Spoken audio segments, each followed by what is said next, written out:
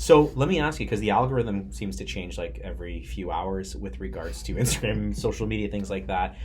What's your take on they got rid of views, right? Or is it, not that they got rid of them, but just right? likes and views, and like views, yeah, right. So it's just like I think it's the most recent person that had liked your post. They'll show up as liked by, let's say, Boltons. You know what it actually is it's the people that you're most heavily connected with. So that's okay. Leora Kim Jams, my wife. Okay, that's why she's always like, love you, babe. Yeah, they know. So what's your take on that? Say if you saw a Blog TO post or something like that, you might see, Bolton's Bites like this, or TO Food Blogger like this, or like the Athleisure Teacher like this. If like you are in that circle, they know that like this is someone that you associate with and all this. We'll show you that the Athleisure Teacher has already liked this post. But in regards to them getting rid of views and likes, you really want to know my opinion about this, Steve? I do. Get on that soapbox.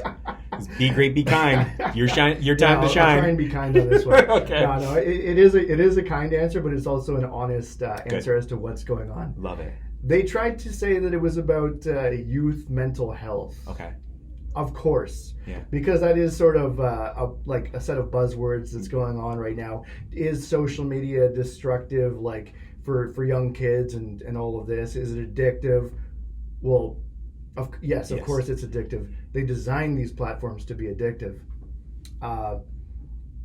Is it destructive? Yeah, I guess it can be too, but it's not. They know that like if they're using that set of buzzwords, that like it's going to be really hard for someone to make an argument too, because it would seem as if you're going against like soulless. Okay. Of course we want the youth to be prospering and all of this, right? So they know that not many people are going to be able to win that argument. And if you do enter into that, oh my God, you're opening up a can of worms, and then how will people perceive you and all this, right? Yeah. So, but I don't think it's about youth mental health. Now, if I had kids, I would never give them like an iPhone or an Android phone or like any smartphone early on. Oh yeah. No way. Okay, no way. Okay. I would be waiting at least until they were like 16 years old or something like that. Really? Yeah, I would say so. Because they are like these platforms are addictive, right? Okay, yeah. But what I guess what I don't appreciate is that they've tried to say this about youth mental health, yet they developed Facebook to be massively addictive, and then Instagram is a continuation of that because now Mark Zuckerberg owns Instagram as well. And then they try and pin it back on like youth mental health. It's like, Zuck, you're not fooling me, man. You created these platforms to be addictive. And really, I guess the intent when they thought about how they were going to monetize Facebook and then how they were going to monetize Instagram is that they run advertisements, right? So companies can buy, ad space in the news feed and all of this, right? So they're pinning it on youth mental health, but really taking away the views and the likes is more about taking the power out of the hands of small businesses and influencers, because they probably realized businesses are starting to spend money on influencers, and they're probably actually getting better performance out of having an influencer do a post as opposed to using our ads. Because yes, they can target. You can target like with an ad. You could target like everyone in Markham everyone in Markham within a 10-mile radius that is like even like interested in buying a home just based on like what they do on social media. Sure. They might have looked up an article on home ownership or something like that. And if you really know about ads, you can go in and target that. Sure. But with influencers, depending if you target the right niche, like if a restaurant wants to say work with a food influencer, and the food influencer's following is predominantly say in Toronto, and they have this much of a following and this much engagement and all of this, and you're able to run your restaurant through that to an audience that is our food lovers. Well, that might be even more effective than running a sponsored ad. So Probably it is. Like I'm sure they had meetings in the boardroom where it was like, listen, what can we do to take the power out of the hands of the influencer, the PR agency, and the small business? And I think that's what getting rid of views and likes is all about. Okay. And I also think, if I were to predict the future, that they're probably going to, within a year or two, they're going to make it so that you won't even be able to see your likes or any of your analytics on the back end. What? But no, the reason why they would do that is they'll have the option at that point that they will sell to businesses, and they'll say $20 a month, you'll be able to see all of your analytics, because as an influencer or a small business too, because you want to see what's happening. You need that. You're not just gonna believe your marketer when they say like, oh yeah, everything's great, the likes are just pouring in, You're gonna want to see like the analytics and all that, right? So that's really smart, Mike. That's really smart. They'll flip it into a little monthly subscription, $20 a month. Of course, any influencer who's making like any money at all would be $20 a month. I guess I'm gonna have to do this. Yeah. I do feel like this is a bit of a cash grab, but I guess I'm gonna pay it. Yeah. And the small business is gonna be like, whatever, $20, tax deductible expense, and then they'll pay for it, right? So now at that point as well, people will be buying more ads, and they'll be paying that monthly subscription. Not to mention that another thing too is like the algorithm changes. Yeah. They're also about that as well. It's like we can't let these businesses and influencers, we can't let their performance be this great. Yeah. Like outshine our platform essentially. 6 months ago, I was at an all-time high in terms of my engagement, right? Yeah. Not that everything's about engagement, but I mean, I was almost reaching the point where some posts would hit almost like 3,000 likes. Like not a lot of posts, but like the real, like the shining stars would like, had one that hit almost like 2,900 or something like that, right? And then like a lot of them were kind of sitting around like, 1,500, 1,700, 1,300, and like, but most were hitting like a 1,000 in that too. So that was really great. Yeah. That's crazy. But now, man, the algorithm has hit people hard, and it's actually affecting the big accounts the most. It's affecting the big accounts the most. So my buddy Toronto Food Reviews right now at 7K is just having a field day. His engagement right now is amazing. So but mine is not as hot as it used to be. Are they just trying to diminish then people with massive accounts? Like your account's massive. I think I don't know the food scene. Well, number one, they only send your post, even a really great performing post. They're only going to send it to about 25 to 30% of your following. Yeah. It used to be time based. Yeah. Right. Back in the glory days of Instagram, right? Yeah. Where if you just posted at 5:15, it was probably just going to show up on the feed as like 5:15. Boltons Bites posted. Yeah. Man, I wish I started this food account back then. Yeah. I was already taking pictures, like really bad pictures, but just for my personal account and all this, like you just had you're at brunch or something, just whatever, posted #brunch. No caption, no details. #no filter. Like legit no filter. That's crazy. So I want to talk about Burlington. You roll into this Caribbean. Did you say Caribbean place? Yeah, and specifically like Jamaican. Yeah. They find you because of just straight word of mouth. How do they get a hold of you? Can you just walk me through that process? Because you being a social media influencer, huge foodie, I'm assuming you have to monetize this because it's your time. Your time has to be worth something, especially because you don't live close to Burlington. Walk me through that. So they reach out to you. Mm-hmm. Do you, just walk me through that process? If you don't mind sharing. Yeah. So in that particular case, they sent me a DM. Yeah.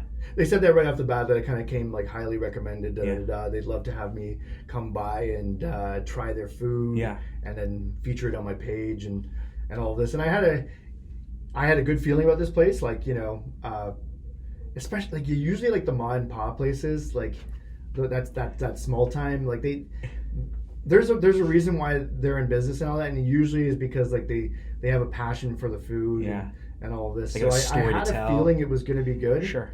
And I think now I just have a pretty good instinct with restaurants too, and it actually ended up being amazing. Yeah. Yeah. But they reached out to me. I got back as I would definitely like to. I have monetized it, you know, but I also wouldn't be able, like, I do multiple things to kind of create my income. Okay. I also do social media marketing for restaurants, but not from the perspective of just promo posts, but I manage their social media as well. Yeah, so that would be like a big part of where my income comes from. And then the promo and all this for restaurants is kind of like the icing on the cake. And because remember you were sharing that with me, that as a social media presence force, that people, it would make sense to hire you, to be like, hey, Mike, can you help with this? Because you're so good, just manage this. That would be amazing. But that type of job would never existed like 7-8 years ago. Like, pretty crazy. Yeah, 7 or 8, it would have been in the, I guess, the birth of that. Yeah. Right? There was definitely people doing like social media management and all of that, but then it's also taken on more of like the influencer part of it became a bigger thing. So, you know, as someone who's doing social media management for a restaurant, what I also do is I'll also occasionally contact influencers to have them come through for a tasting and then post on their page as well. Okay. Now, I'm also particularly good at that because I know who these influencers are. Of course. And I know who has like the most genuine following, and you know, I know details about their accounts that I know a lot of stuff about the Toronto food scene. Yeah. Yeah. Of course. So I also know like who I would ideally like to have come through and all that. So it's really, that would be one of my biggest advantages, I guess, in the market. I know who all the foodies are as well. So you have to be selective with just probably the sheer number of DMs you're getting from people being like, please come here, please come here, please come here. You have to be selective because you only have so many hours in a day. Do you feel like you lean more towards just the mom and pop shops versus kind of like those big restaurant like conglomerates? It would make sense for them to be like, we need to get Mike to come in. Like, how do you differentiate between going here, maybe not getting as much per se, versus this getting a lot more, let's say? Like, is that something you struggle with? I do lean towards smaller operations sometimes because I actually feel that the food is often better. Okay. But, I mean, and let me just clarify that too. I'm talking about like if you're comparing, say, like a Jack Astor's or like, you know, a Swiss Chalet. Yeah. I mean, the food there is actually pretty good for both of those places I mentioned. Yeah. There's definitely some worse examples, right? But like if you're talking about like the big box chains and all of this, overall in terms of like my intent with the account and all that, I'm probably slightly less attracted to those. But then at the same time, there's also examples of chains that do amazing food, right? Yeah. You know, also probably not the best example, but like maybe like the Keg or something like that, or you know, which is definitely a chain. Yeah. But they just put that little bit more care into their food, right? I got invited out to this menu tasting. A social influencer, food influencer, reached out to me, and it was so weird for me. It was like, hey, we want you to come out to an exclusive tasting to this restaurant that's launching a menu. And this is so foreign to me. I'm like, how much? Yeah. I don't know how much. I'm like, because I'm like, I don't want to pay. I'm like, I don't want to pay. Like, I don't. How much is it? They're like, oh, it's. Oh, you were asking like how much is how much would I have to pay? Right? Because I don't. Okay. It's so foreign to me. Because when you were talking about, you're very calculated on who you bring into a restaurant to kind of promote that because of that person's audience and things like that. And he's like, it's free. It's just an invitation for 15 people to come out. And I was like, but I'm a real estate agent. That's so interesting that they wanted Steve Kim, the real estate agent. And I'm like, but I'm just a real estate agent. And I was like, he's like, no, I get it. He's like, I saw a couple of your posts. I like it. It's great. And I was like, all right, free food. Like, okay, cool. I'm like, Like, I almost want to ask you who it was, but obviously you can't tell me that. But oh no, I can because it's Devin Dine. Oh, yeah. Okay. Yeah, and I was like, when I walked in, wow, that guy's got an interesting mind. Yeah. And when I walked in, well, you know what? Everybody has their own audience, yeah, right? Yeah. And sometimes, if you just bring in another foodie and all this, they might have the same people kind of sure. like following them and all this. Yeah. So why not go with Steve Kim, who has a unique audience of people that maybe aren't just on Instagram for food, but of course they still love food. Everyone loves food. And yeah. It was really interesting, like being... So you went? It's free food, of course. And I'm like, hey, can I bring in... What restaurant? It was Hey Noodle in Markham. Oh, they were launching nice. a new menu, and I was like, noodles? Steve? Amazing. And I'm like, hey, can I bring in one of my best friends, Levy? And he's like, let me get back to you. So I was like, he got back to me next. He's like, sure, no problem, but no more. And I was like, okay, cool, no problem. But when I walked in, I felt like a fish out of water. There were a small group of people, for sure, right? And I was like, girls up on chairs. Oh, getting the perfect flat lay shot, right? I'm like, I don't know what that is. I'm like, with my like janky iPhone, I'm like, Oh, do they all have cameras too? Like, I'm talking people had like Google Pixels just for pictures. The other people had like DSLRs. Yeah. People had these like portable like lights. Like, for sure. It was unreal, and it was so weird for me because people were like, hey, who are you? What's your handle? What do you do? And I'm like, Stephen Kim Holmes. They're like, oh, okay. Like, are you foodie? I'm like, no, I'm a realtor. They're like, what? They're like, next question. How do you know Devin? Devin DM'd me. I felt, I'm usually pretty confident in situations. That was probably one Steve, of the... I can't even imagine you being like awkward or shy. You know what I mean? Like, I'm sure it didn't go down exactly as you're mentioning it. I don't know, but Levy, I remember Levy and I sitting on the booth and being like, I looked at him, I'm like, I feel out of place here. I legit feel out of place. Because the thing is people are like, okay, so they started looking at my stuff and they're like, oh, you do the Foodie Friday and stuff like that. Sometimes I feel out of place at those events. Really? Yeah, because I'm a little different with how I operate with those. I don't like the. Okay, I don't go to 20-person events anymore. Okay.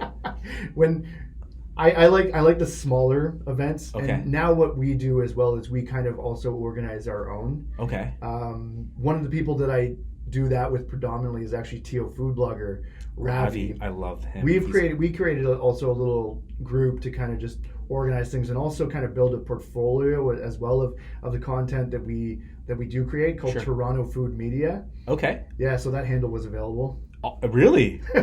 Really? Yeah. Wow. Yeah. But yeah, so now we kind of organize like our own little groups. We like to do stuff between kind of 5 and 10 people. Okay. Because number one, you're not fighting for the food. Yeah. You're not fighting for that perfect shot. Yeah. Some of those 20-person events are so weird. Yeah. The way that the foodies kind of operate and all this, and you'll see people like stealing a plate and taking it off here so they can get their shot without even asking. Yeah. Up on chairs. I was eating that. Different like restaurant goers like looking like, what the hell is going on here? Yeah. Going home and check, please. Writing a negative Google review okay. Because there was people up on chairs and like lights being shined down and like being shot in like someone's face and all this. It's like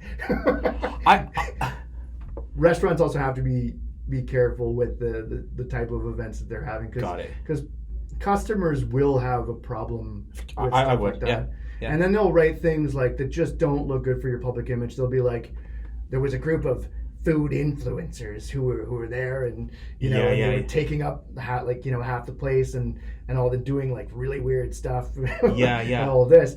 You want that on your Google? Then it also makes you sound like a place that is maybe like desperate for like promotion, all that, just because of the way it sounds, right? Like vanity, right? Like you went out of the way to have this spot for like influencers and all this, and also it just makes you sound like so bad that you didn't organize it properly and all this. So that's why we like these like more like tightly knit like tastings where we bring out like who we want. Usually it's our like good friends and all this, and because we get along so well, We have a lot of respect for each other. Nobody's going to be grabbing a plate, taking it off, and running with it and all that, right? It's going to be like, hey guys, can I get my shot? Yeah. And we'll also work together on the shots as well. Like I got this one girl at, shout out to her, at New Views, so it's NIU.views. Oh, nice. And she tells me I take like the absolute best pictures of her. It's just, I don't know, just the angle and everything, right? And I do get some pretty amazing shots of her. And now, if I want a shot of myself with the food, she also, I've found, takes amazing shots of me. So on the phone, or what's the gear you're walking in with? Get out of here. Yeah. Did you actually think it was something else there? Go on his page and let's have a poll. Let's see. It's pretty crazy though, because for me, when I do just the foodie things, it's because I'm in a local area and I want to highlight a local joint, right? That's the thing. I love food. I want to highlight just kind of local restaurants. I'm pretty sure that's how I found your account. I don't know. And the things, I got really janky photos. They're bad of the food, and sometimes I feel bad, but I'm like, it doesn't matter. I like this. This is good, and I'm like, get it out. You're not positioning your account also as a food influencer thing. Yeah, so it's like you don't have to worry about the shot just being like flawless and all this. But from what I've seen, I think your stuff looks good. And I think it's doing what it needs to. More importantly. Yeah. People are just like, that's great. This restaurant shows that human element to yourself. I think I told you that like early on. I really like what you're doing. I've never seen a real estate agent who's kind of positioned himself as like a foodie too. Yeah. And I'm sure that like people are stumbling across these like geotags of restaurants and all this. Yeah. And they're curious. They check out your video. They're like, what? This guy's a realtor? Things happen in interesting ways. Next thing you know, they like their friend that's looking for a house, they're sending your video. And you should go with this guy. He seems chill and actually like real. It's not just listed, just sold, just listed, just sold. I sell homes in 0.47 seconds. Like, I don't know. That's not the ego play. But one thing that I'm gonna give myself a shout out, because I felt so humbled when you'd said it. When we went to Burger Mania, you were talking kind of about my account, and you're like, Steve, I'm not looking for a place to buy. And I know a lot of realtors, but if I ever need a realtor, you're the guy for me. And honestly, man, that was months ago, and I still took that to heart, like genuinely, like that hit like the bottom of my heart, because I was like, this guy knows everyone. And for him to say that, he's not BSing me. He's not that type of guy. So that meant a lot to me, man, for you to be like just so genuine with me about that. So I really appreciate that. Yeah, I think that's why we're like BFFs. It's awesome. What's something that you wish you knew or wish you had known before starting? Like if you could do everything all over again, what would it be? Would it be like, I just wish I would start earlier, or maybe like craft something a little bit different? Something you wish you had known, like when you had started, like could redo everything. Starting earlier would really be a big one. Okay. Because I've heard from larger accounts, ones that started, back in 2012. Yeah. Oh, wow. That like back then, if you had the foresight, or maybe not even foresight, maybe just for whatever reason you were so attracted to, or you were such a food lover, or whatever it might have been, or somebody gave you the insight like this could really be big, or whatever it might have been. But the group of people who would have actually been a foodie or a food influencer back in 2012, there might have been 10 or 15 accounts that were actually taking it seriously, because at the time back then, if especially when you were starting, if you looked around, there wouldn't have been too many examples of other people doing that. Okay. But because there weren't, it also gave you the opportunity to kind of catch that initial wave up. Okay. And sometimes when you speak to the people who have, say, 250,000 or 300,000, 400,000, 500,000, and onward, a million. Yeah. There are food accounts that have 1 million. Usually, if they have 1 million in that, they're kind of more like repost accounts often, where the way that they got so big was by sharing other people's content. Because if you think about it, every time you share someone's content, they're like, oh wow, someone featured my thing, da da da da. They send it to their friends, da da da da. Hey guys, this page shared my stuff, and that just helps spread the word okay. a lot better, because everyone loves a feature, right? But with those big accounts, a lot of the time they did start back when it was a little bit easier to grow an account. Sure. 2012, 2013. Okay.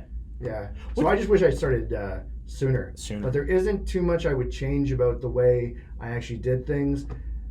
As I think I even mentioned like earlier, you know, I kind of like the whole when I started, my photos looked like this, and now they look like this thing. Yeah. And that sort of evolution, right? Okay. Your editing got better. The way just your whole approach to taking a shot got better. Yeah. You learn things about lighting and all of this. I like that evolution. That's why I'm not going to get rid of my old posts. Okay. I still have my very first post ever where I remember I went out there purposely, predominantly to get content, but also I love sushi, so I went for like some all-you-can-eat sushi and just took some shots that are not the greatest.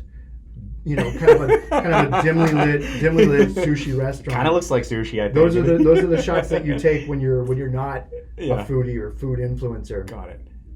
And you're just a guy who loves food. Okay. Which I kind of appreciate those shots when I go to like a restaurant geotag and I see all the like just the regular customers that are taking food photos. Sometimes I even like that because it's just so real, like raw. dimly lit, it's raw. Right? But the food still shines through. Yeah. But I'm not going to get rid of those photos. I want people to see the full evolution of like where I kind of came from and all this, right? 2 questions I'm gonna ask. These are probably the questions that excite me the most. Number 1, what type of food do you like the best? So culturally, what type of food do you like the best? I'm talking like, I don't want the dish, but type like last meal. Where would that exist? What would that be culturally? Is there one that to the forefront you like? Just to say the obvious. Yeah, I know what it is. Probably I think I know what it is. Probably Vietnamese cuisine as a whole. Okay. Yeah. Was that going to be your prediction? Or? Yes. Okay. Because of the pho, right? Like I know that. Now, what is like pho is such a it's such a simple dish, but it's like the way that a Beatles song is written, and it's like it sounds so simple and easy and all of that, but that's also because it's like beautiful. It's so beautifully like it is complex, but it's so well crafted that everything that's going on in the background and all this just makes it sound so perfect that it seems simple. It's like right? Prince. Like Prince but is that's kind of what pho is like. It's there's so much time put into like the broth alone, and then all the different flavors, like the star anise and all this, down to even like the basil that you put in yourself, the bean sprouts, and all of that. I don't know. I love pho, and I also like other Vietnamese dishes. So I'd probably choose Vietnamese cuisine as a whole for like last meal, but also just it's like that kind of food that I can eat almost every day. Okay.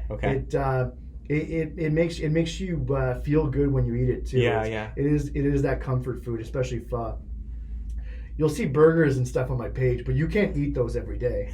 Like, well, you could for like many years. for maybe a good 2 solid years, and it's like, whatever happened to Boltons Bites? That got a little dark. Yeah. How were you exposed to Vietnamese cuisine? Like, did you just go like, that's interesting, let's go? Is that like I think the first serendipitously, like you just... No, the first time I had like real Vietnamese cuisine, I think I was maybe like it was I guess like later in life, like 19 years old or whatever, and I was out with one of my bands, and we stopped in at a Vietnamese place in Mississauga that now actually I noticed at one point, like many years later, that they had renovated and made it like much bigger. Like they had taken down the wall of the neighboring business and now made it into like a pretty big pho spot, but it's called Pho de Thie, and it's here, Ontario, and Dundas. Okay. But that was the first place back when it was just a little small, like narrow, maybe like 20 or 25 foot long, like hole in the wall spot. Yeah. And I think that was the first time I ever had pho. Wow. And I think So when you don't know pho that well, yeah, you might just kind of order it blindly, and then you'll end up with the tendon and tripe and all of the extra the extra stuff in it. Yeah, which is not how I eat pho now. Okay. Yeah, I mean tendon, tripe. It is what it is. Yeah. It can be good sometimes, but like I'm a little more comfortable with just kind of like maybe like a rare beef. Yeah. I believe it's pho thai nem is usually my order. It's like rare beef and brisket pho. Oh, really? Okay. I don't know if you can answer this. More westernized. The more. I don't know if you can answer this because I know you have quite a massive following, influence, everything.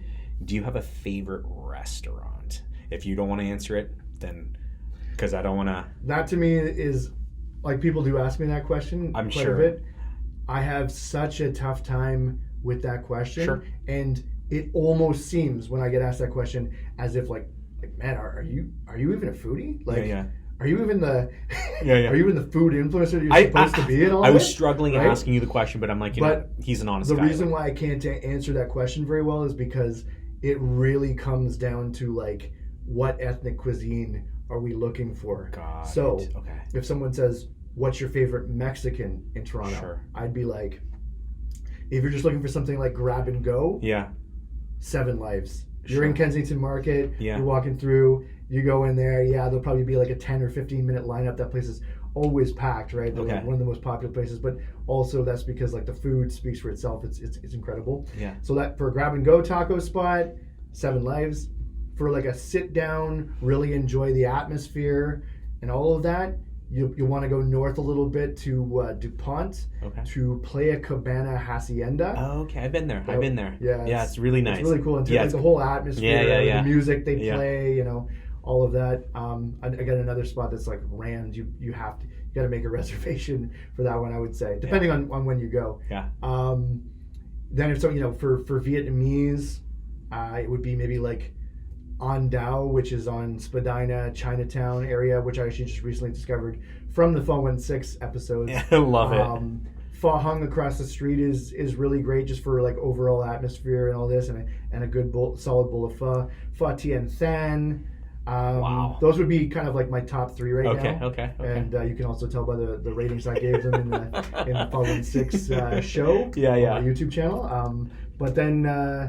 Then what else? Like, I'd have my places for like best barbecue, best burger, and all of this, and that's why you can't just decide on one restaurant. Yeah, you're right. If I was to try and give an answer for that, I'd probably end up saying something super generic. Yeah. But it's just like not the real answer. You'd look for something that like one of those restaurants that kind of does a little bit of everything or something. Yeah. But that's not your favorite restaurant. How many restaurants do you visit on a weekly basis, on average? I'd say maybe like 4. 4, okay. I don't know why I thought like every day you were doing this. Maybe it's just because your account's so awesome. Maybe between like 4 and 7 or something, just depending on the week. There are weeks where it's like, tasting this night, tasting the next. Not to mention just those times you just go out for food. Sure. Just because. Okay, I got a couple of questions before we end off the podcast. I ask every single guest this. I'm really curious about this one. What is your all-time... Oh, by the way... Yeah, sure. Can I ask you a couple questions, too? Sure. But you continue with yours. No, go ahead. Okay. Yeah, because I'm sure I gotta be a great you got a good question for probably the last one, right? What made you go from... we kind of touched on it for a second, right? Yeah.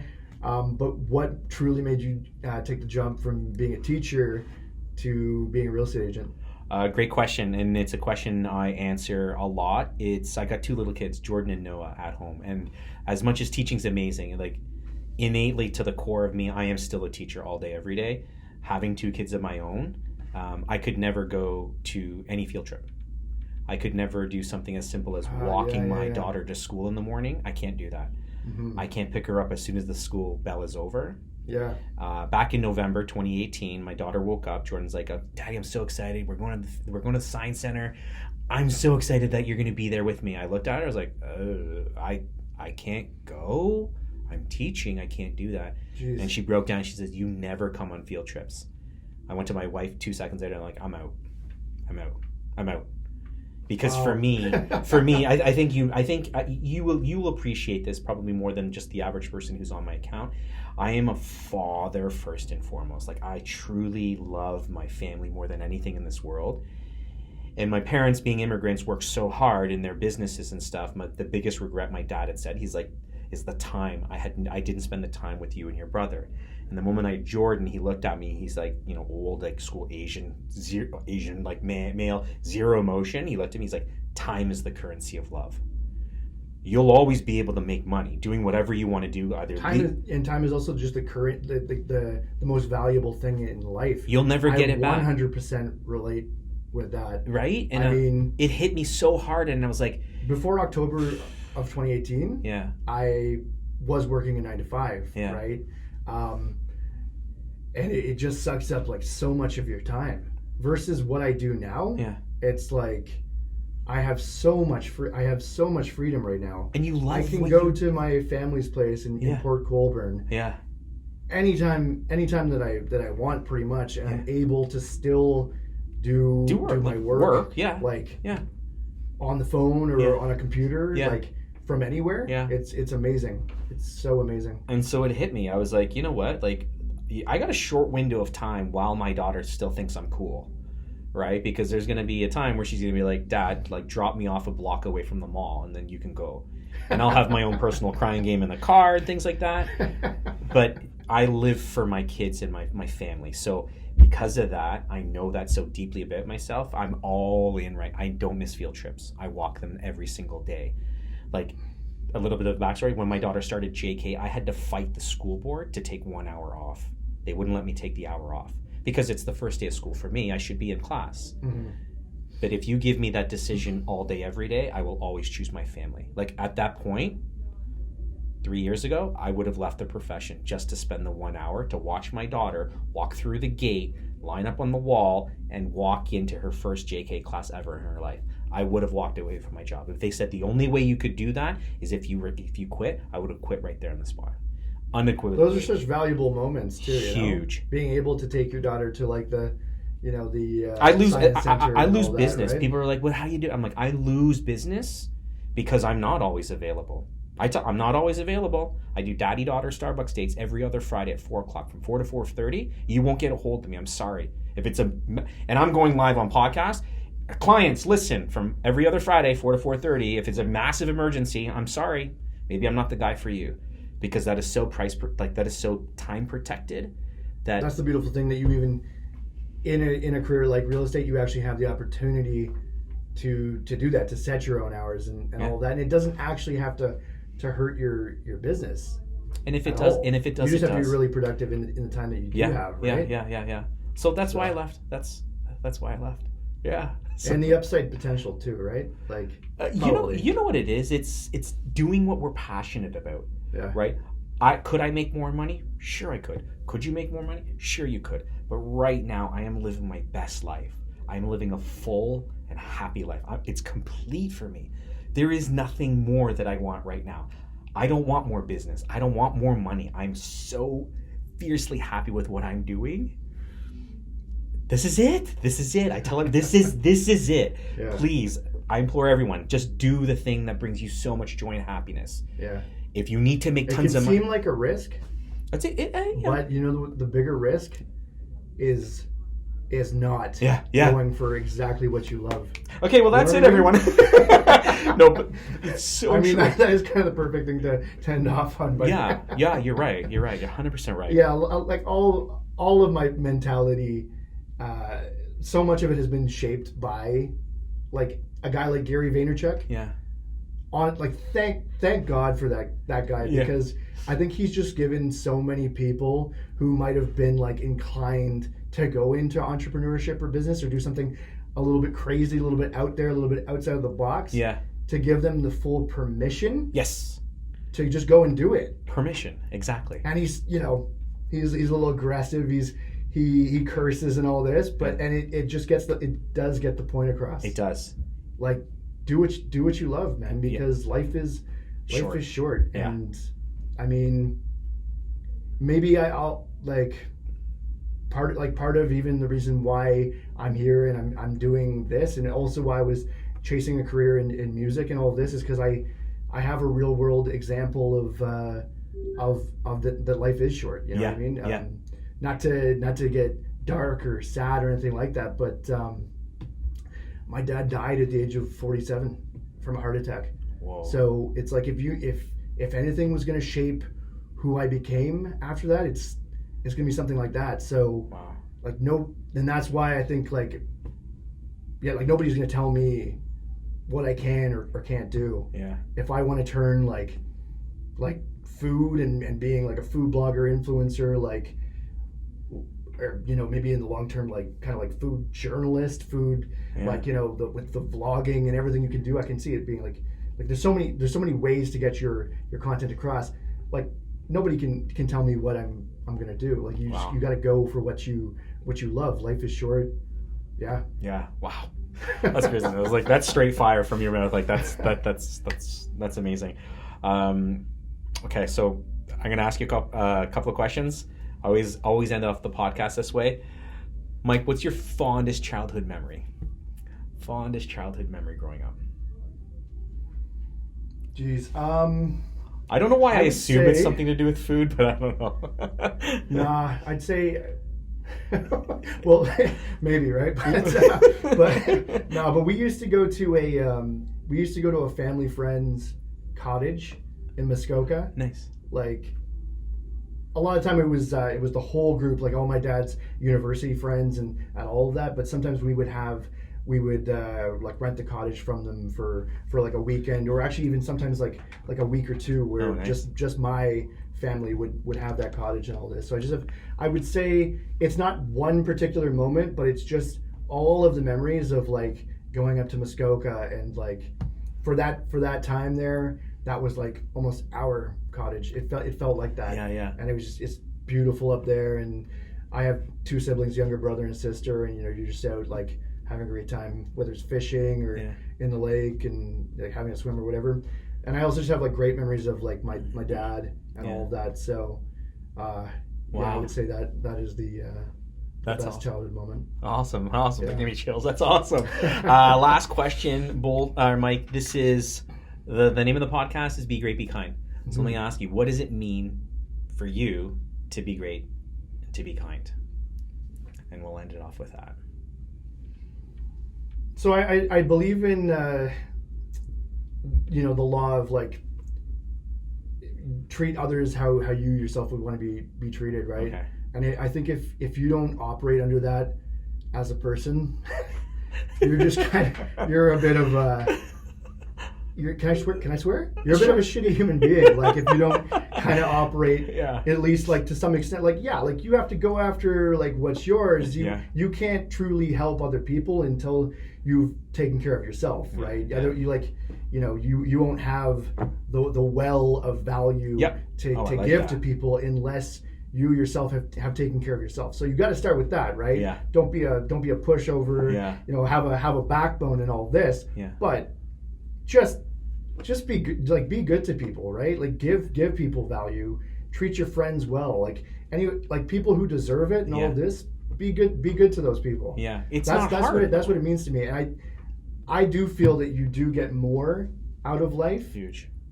When you do act on that. Yeah. Right. Yeah. If you're treating value like it's this scarce thing that you like, oh, I gotta hold on to this. I can't like give out this little tidbit of information to this person because then they might like overthrow me or something like that. Yeah. And like, because obviously, it's competitive out there, but depending on what industry you're in, right? But what I've found more is when you give the value, it comes around. So even with the food thing, right? There's a lot of smaller accounts that are really trying to come up in the game. Yeah.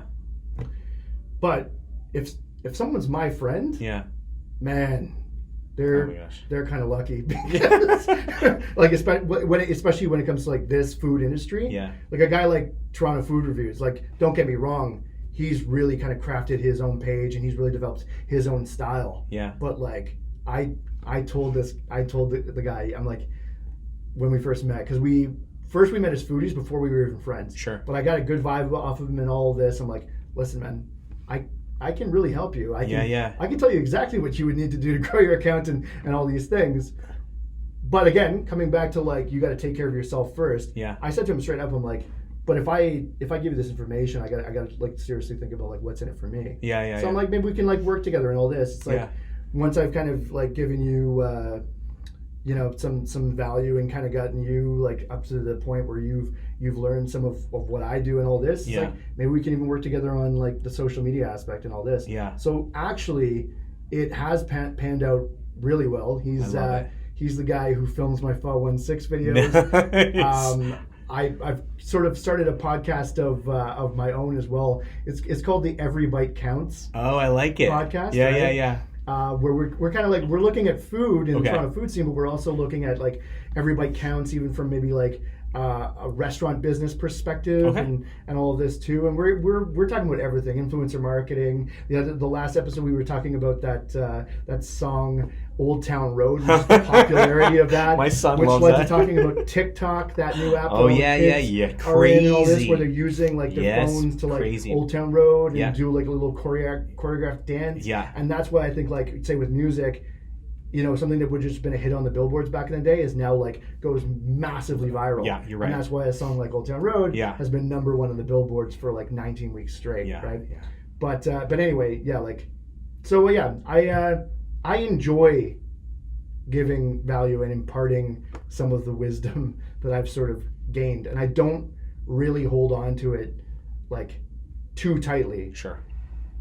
Unless you get bad vibes from someone, right? You can't just don't be a bad person, right? Like, we all have, you all have your instincts about people as well, and they are often correct as well. So you do have to protect yourself out there too. Love it. But still, be great, be kind.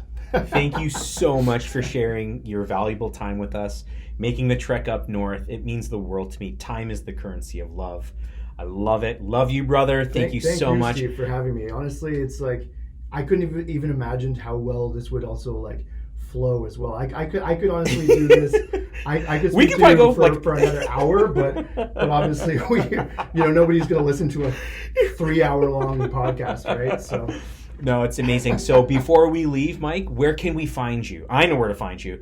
Tell everyone, where can we find you? So you can find me at Instagram.com/BoltonsBites. Okay. Would be kind of the main place. But also if you go to YouTube, Boltons Bites is the channel. Awesome. Those would be the two main places. And the podcast? You touched on that? Yeah. Every Bite Counts. Okay. So you can find it on Anchor. Okay. Would be one, but it should be on iTunes and everything. Yeah. Okay, cool. Mm-hmm. Awesome. Thank you so much again. Guys, you know the drill. Be great, be kind. Take care. See you guys.